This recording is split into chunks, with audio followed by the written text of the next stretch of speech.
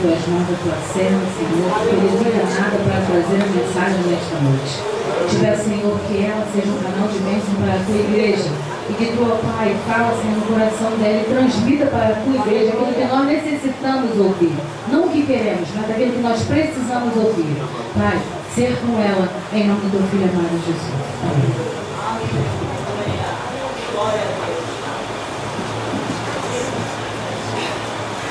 Sandra, eu vou fazer uma recapitulação do retiro. Nós passamos ali dias na presença do Senhor maravilhosos. Aliás, antes de recapitular o retiro, eu quero apresentar a vocês. Vem cá, Lúcia. A Lúcia, ela veio do Recife. Ela já veio aí, acho que tem uns 2 meses, né, Lúcia? Já vai fazer 3 meses, acho que você está vindo aqui 2 meses, não é? E ela tem vindo aqui, tem gostado e quer ficar conosco, tá? E hoje nós vamos recebê-la como cooperadora, como membro do nosso corpo, para a gente sentir a dor dela, ajudá-la a carregar a cruz. Em nome de Jesus, você vai levantar. O que você vai dizer? Levantar a sua mão e dizer para a Lúcia: seja bem-vinda em nome de Jesus.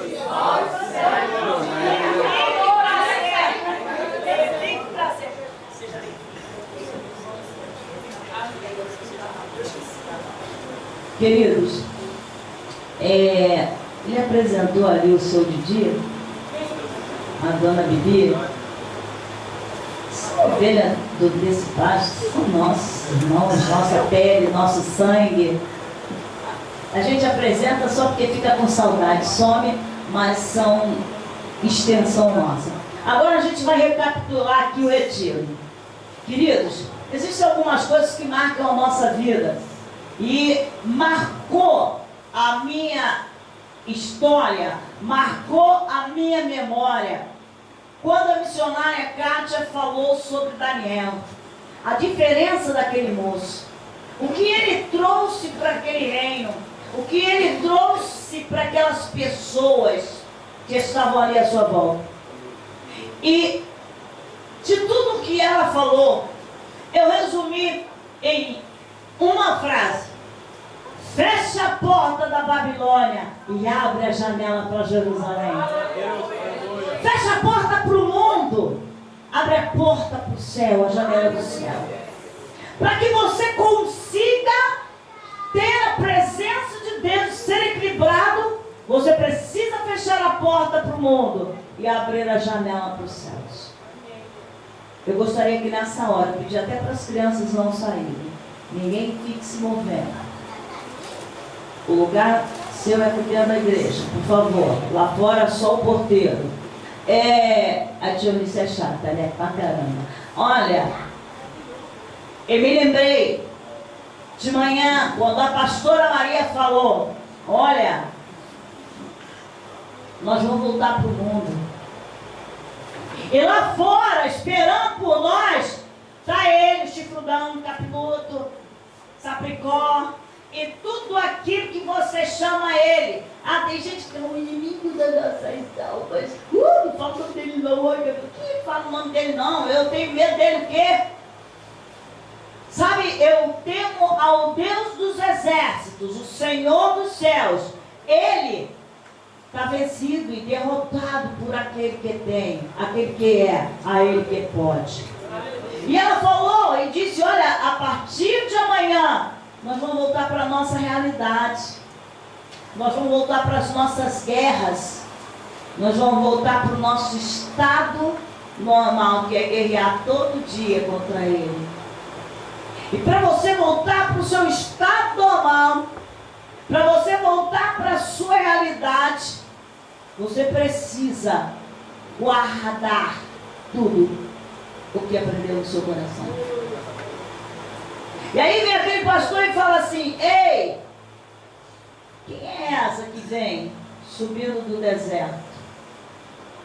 Quem é essa? Era a noiva dele. Era a noiva dele que estava subindo e ele não pôde reconhecê-la. Ele não reconheceu a noiva por cansada e com alguns traços diferentes. Algumas coisas que marcaram, que falaram ao meu coração. Queridos, você esteve no retiro. A glória de Deus, por várias vezes invadiu a sua vida. Foi notório. Mas e agora? E agora? E no momento em que você desceu do ônibus e entrou na sua casa, diz para mim agora. Olha para o seu irmão do lado e diga: Icabo ou Icabos. Icabo. Diga para o seu irmão do lado: Icabo. Icabo. Icabo. Você sabe o que quer dizer Icabo? Sabe? Foi-se a glória de Israel. Foi-se a glória de Israel. Ano após ano, é isso que tem acontecido. Isso nos reporta a Israel, lá em 1 Samuel, no capítulo 4, em Ebenezer, que quer dizer pedra de auxílio ou pedra de gratidão. E na pedra de auxílio, Israel foi derrotado pelos filisteus, porque dois homens, dois sacerdotes, tratavam o templo vergonhosamente, comiam o melhor da gordura, não respeitavam o sacrifício que o irmão vinha trazer, não respeitavam o limite do que Deus tinha para dar a eles, porque para cada um Deus tem um limite. E aqueles sacerdotes, eles tinham um limite. Eles viviam do que sobrava do templo. Mas primeiro eles tinham que deixar sacrificar. Mas quando alguém vinha sacrificar, oferecer a Deus seu sacrifício, para de volta receber o que precisava, eles iam, metiam o garfo na panela, pegavam o melhor da carne, o melhor da gordura para si, porque eles queriam mais do que o que podiam ter, mais do que o que Deus tinha separado para eles. E Deus foi se entristecendo e se aborrecendo, e o pai deles, ele, o sumo sacerdote, via tudo e não lhes corrigia. E não lhes corrigia.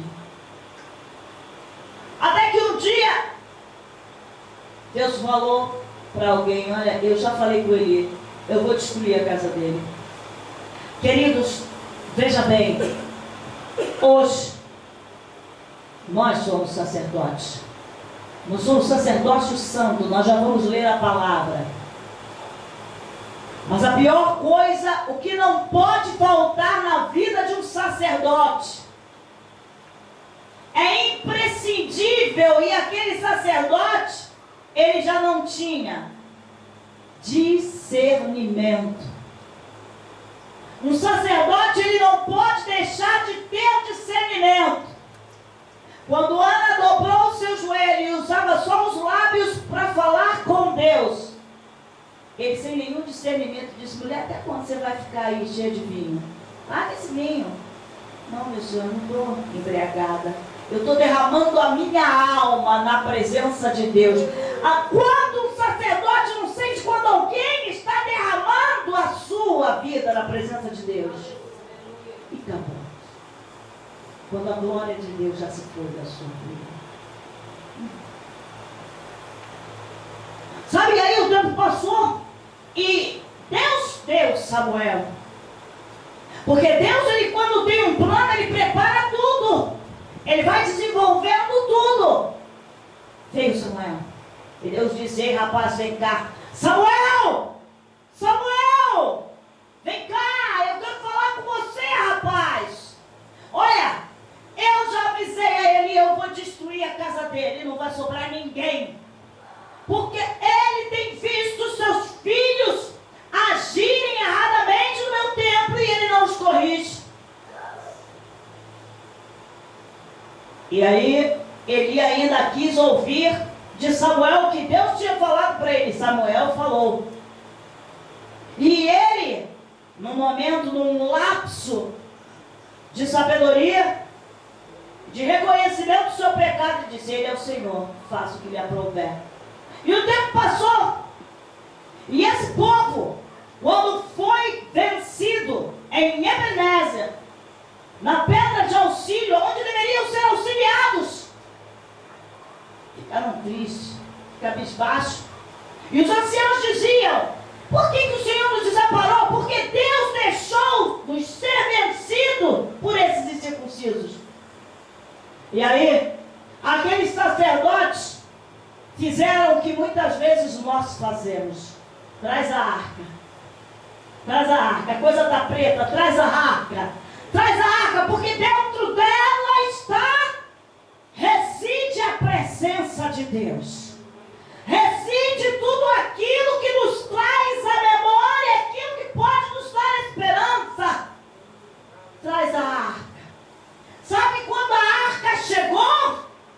A congregação irrompeu em alegria, gritos de brado, de vitória e alegria, de tal forma, quando a glória invade e está presente, a sua alegria é tal, o seu grito de alegria e triunfo é tal, que vai assustar lá o inimigo e eles ficaram apavorados.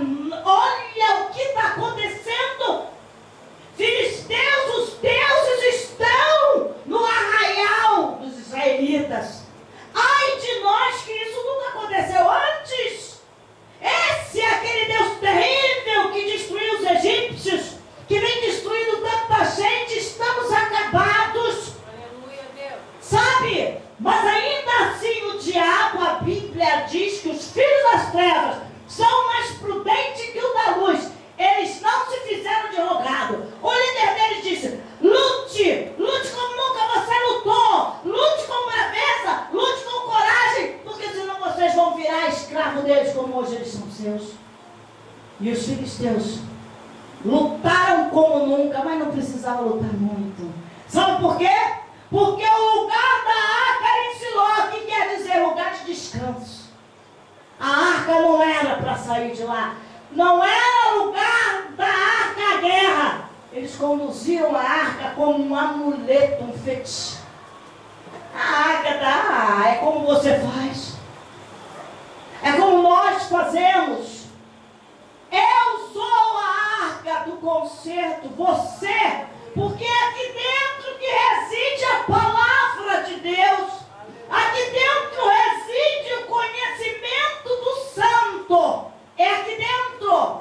Aqui dentro existe tudo aquilo que pode te trazer a memória, que te dá esperança. Ele morreu no Calvário. Ele derramou o seu sangue. Ele é o Senhor, o mediador entre Deus e o homem, aquele que tem a chave da vida e da morte. É aqui dentro. Mas quantas vezes nós conduzimos esta arca para uma guerra que nós procuramos e perdemos a arca? E acabou-se. Foi-se a glória de Deus. Perderam a glória, perderam a arca, perderam o que lhes trazia esperança e alegria. E quando chegou a notícia no arraial, é tal como no culto aonde você vem. Eu vou para a igreja, eu hoje eu vou lá, vou ver a Bia que vai lá, eu vou ver a Janaína, eu vou ver o seu Didi, eu vou ver lá esse pessoal todo. Eu vou lá. Mas você não veio para adorar. Você não trouxe a arca como devia, da forma certa. Você não conduziu a arca com os passos certos. Sabe, você trouxe e jogou de qualquer maneira. A glória se foi. A tristeza no arraial. Quando o cara disse: olha, a guerra nós perdemos, morreram 30 homens e mais os 2 sacerdotes, e a arca foi tomada. A tristeza caiu. Quando a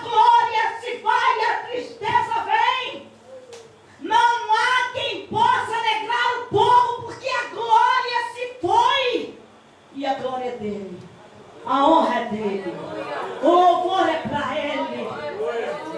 Mas eles perderam, eles deram dado o louvor e a glória dele. Quantas vezes nós fazemos isso? E aí aparece o segundo erro daquele sacerdote, daquele sumo sacerdote. Quando o homem chega para ele e fala, a Bíblia diz que ele tinha 98 anos, estava cego e gordo. Cego e gordo. Um sacerdote cego é a pior desgraça que pode haver. O sacerdote, ele não pode ser cego, ele tem que ter os olhos de águia. Ele tem que enxergar a distância. Ele tem que olhar nas alturas e mirar no seu alvo cá embaixo e ser certeiro. Ele olha sempre acima dos problemas. A águia, quando se forma tempestade grande, ela voa e fica acima das nuvens. Mas o crente que não tem a glória, o crente que vendeu a sua glória e acabou, ele voa para baixo e se esconde entre os galhos das árvores. Ele não vive à sombra do onipotente. Ele não vive debaixo das asas do Altíssimo. A glória de Deus não está sobre ele, para que ele possa dizer que as suas forças são renovadas e que ele corre como uma criança. Ele se esconde, ele vive de câmara em câmara se escondendo. E cabote, a glória de Israel se foi dele. A glória do Senhor não habita nele. Ele não pode ficar acima das nuvens e olhar os problemas de cima, porque tudo é dificuldade, não há glória. E ele estava cego, ele não podia ver a glória. E estava gordo, como muitos de nós estamos. Comemos.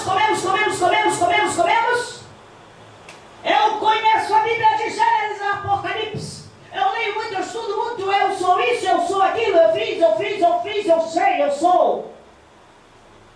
Gordo inchado, sai pisando as ovelhas, sai passando por cima daqueles que foram comprados com sangue, tratando como nada. Foi-se a glória de Israel.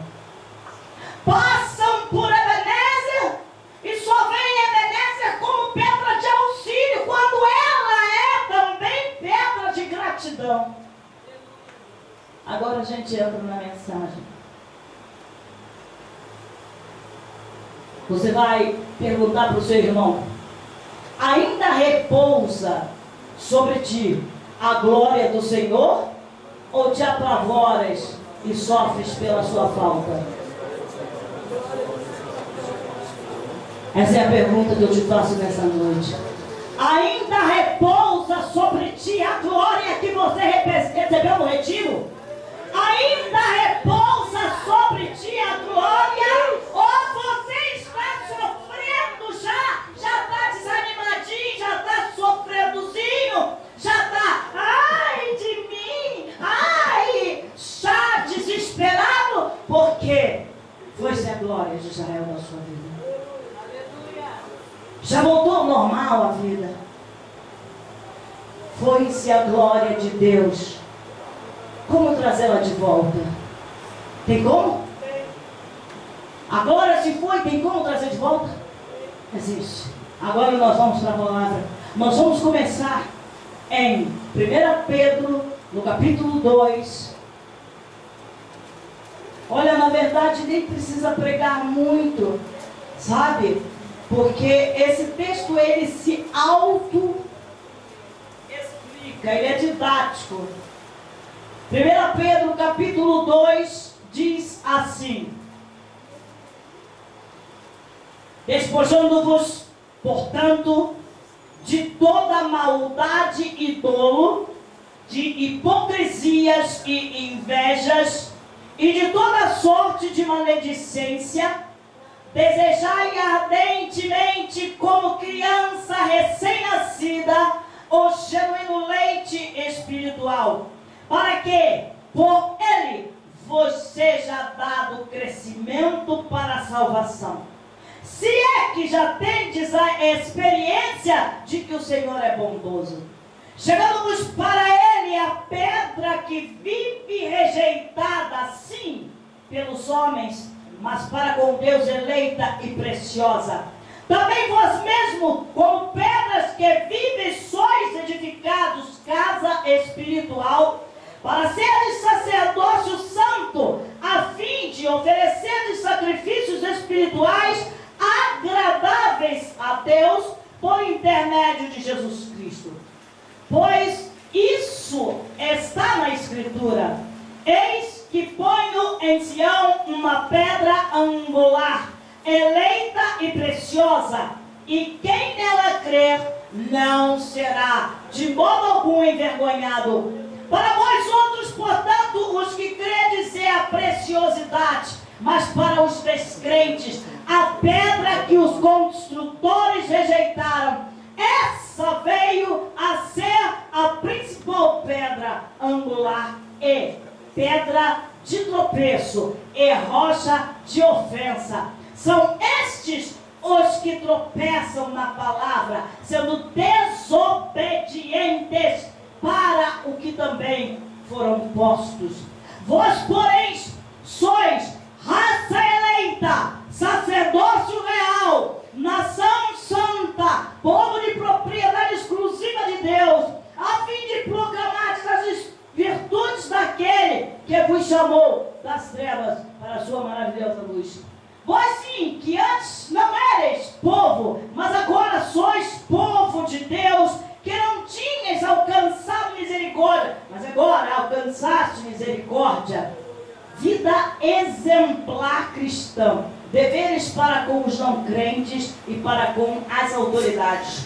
Amados, exorto-vos, como peregrinos e forasteiros que sois, a vos absterdes das paixões carnais que fazem guerra contra a alma, mantendo exemplar o vosso procedimento no meio dos gentios, para que naquilo que falam contra vós outros, como de malfeitores, observando-vos em vossas boas obras, glorifiquem a Deus no dia da visitação.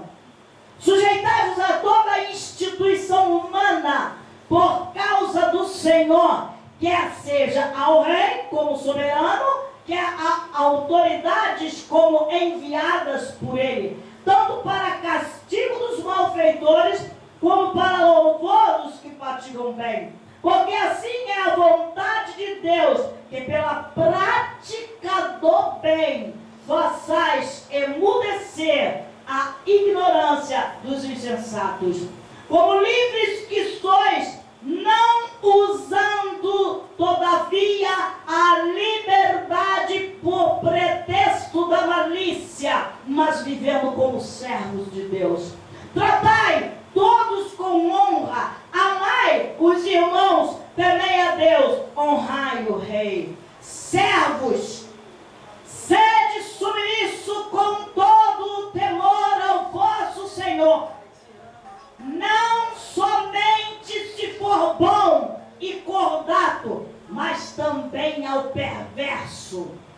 A gente já vai começar já brigando. Não, servos, sede submissos com todo temor ao vosso Senhor, não somente se for bom e cordato, mas também ao perverso. Porque isto é grato, que alguém suporte tristezas, sofrendo injustamente por motivo de sua consciência para com Deus. Pois que glória há, se pecando e sendo esbofeteados, por isso o suportais com paciência. Se entretanto, quando praticais o bem, sois igualmente afligidos e o suportais com paciência, isto é grato a Deus. Porquanto para isto mesmo fostes chamados, pois que também Cristo sofreu em vosso lugar, deixando-vos exemplo para seguirdes os seus passos, o qual não cometeu pecado, nem dolo algum se achou em sua boca, pois ele, quando ultrajado, não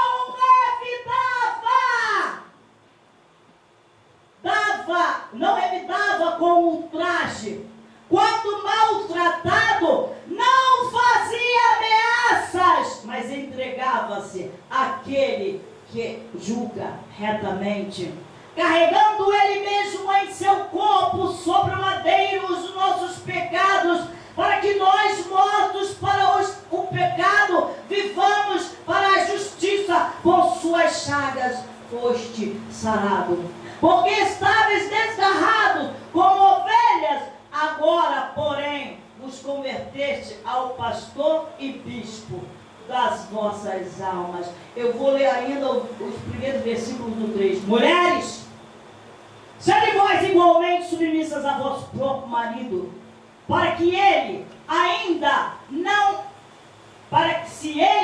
não obedece à palavra, seja ganho sem palavras alguma por meio do procedimento da sua esposa, ao observar o vosso honesto comportamento cheio de temor.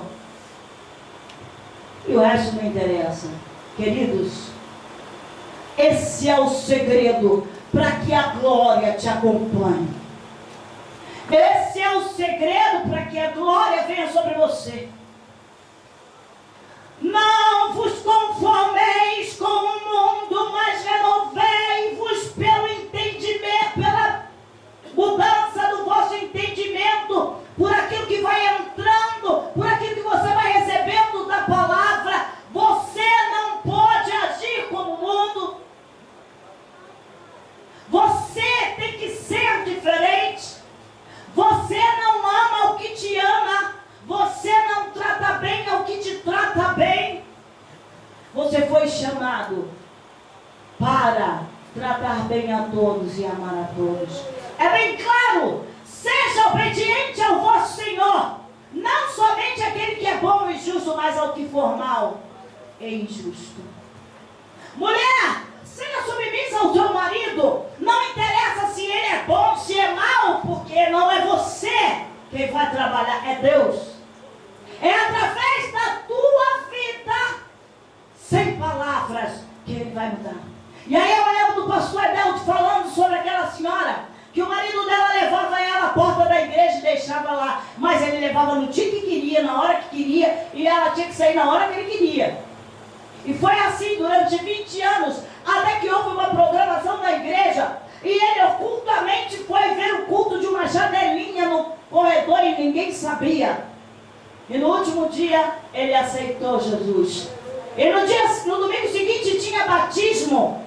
E ele chegou para o pastor e disse: eu quero me batizar, eu quero mudar de vida. E os pastores olharam: mas não pode, você não conhece nada da palavra. E ele olhou e disse: eu conheço sim. E contou como era a vida dele conjugal. E disse: eu conheço a palavra porque eu vivo 20 anos com a minha mulher. Eu ajo assim, ela age assim. Eu faço isso, ela faz aquilo. E isso está na Bíblia. Foi o comportamento dela que me modificou. Foi a mansidão dela que mudou a minha vida.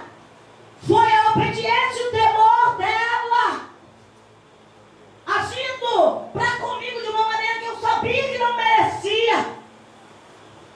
E aí o Senhor fez a justa justiça. Transformou o perseguidor em perseguido. Transformou o perseguidor em perseguido. Porque ele aceitou Jesus, mudou de vida e Deus com certeza preparou alguém para trabalhar o barro. Aleluia!